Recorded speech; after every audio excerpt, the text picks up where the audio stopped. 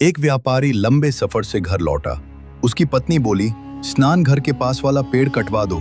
जब मैं नहाती हूँ तो उस पर बैठे पंछी मुझे देख लेते हैं, मुझे शर्म आती है। पत्नी की शर्म और शालीनता देखकर व्यापारी खुश हो गया।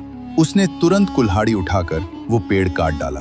कुछ महीनों बाद जब व्यापारी व्यापार से लौटा तो देखा उसकी पत्नी किसी दूसरे मर्द के साथ सो रही है। ये देखकर उसका दिल टूट गया। उसे समझ आया, अरे मैंने उस पेड़ को बेकार में काट दिया। वो तो मुझे सबक सिखा रहा था कि जो लोग जरूरत से ज्यादा सीधे साधे बनते हैं वे अक्सर झूठे होते हैं। दुखी मन से व्यापारी बगदाद चला गया। वहां एक अमीर कोतवाल के यहाँ काम करने लगा। एक दिन कोतवाल के घर से ढेर सारा सोना चोरी हो गया। बहुत तलाश हुई पर सोना नहीं मिला। कोतवाल के यहाँ एक साधु आता था जो आधे पैर पर चलता था, बहुत संभल कर, जैसे जमीन पर कुछ तोड़ न दे। कोतवाल उस साधु की बहुत इज्जत करता था। व्यापारी ने किसी से पूछा, ये साधु आधे पैर पर क्यों चलते हैं? अरे भाई, ये इतने दयालु हैं कि चींटी कीड़े कुचल न जाएं, इसलिए पूरा पैर नहीं रखते। ये सुनते ही व्यापारी को अपनी पत्नी की याद आ गई।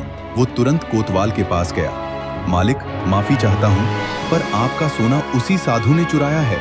कोतवाल गुस्से में बोला, क्या बकवास कर रहे हो?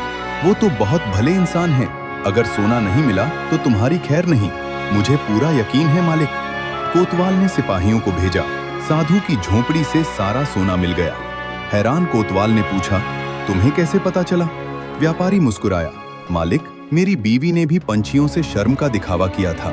उस पेड़ ने मुझे सिखाया था, जो लोग अपनी अच्छाई का बहुत ज्यादा प्रदर्शन करते हैं वे अक्सर झूठे होते हैं। जब मैंने इस साधु को आधे पैर चलते देखा, मुझे समझ आ गया, यह नाटक है, असलियत नहीं। जीवन की सीख सच्ची अच्छाई दिखावे में नहीं, कर्मों की ईमानदारी में है। जो बाहर से बहुत सज्जन दिखते हैं पर भीतर से स्वार्थी हैं, वे पाखंडी हैं।